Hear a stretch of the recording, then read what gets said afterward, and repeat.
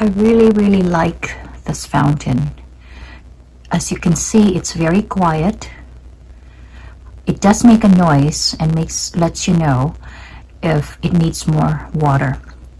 The only thing that's missing is the fact that it doesn't have a button to temporarily stop it.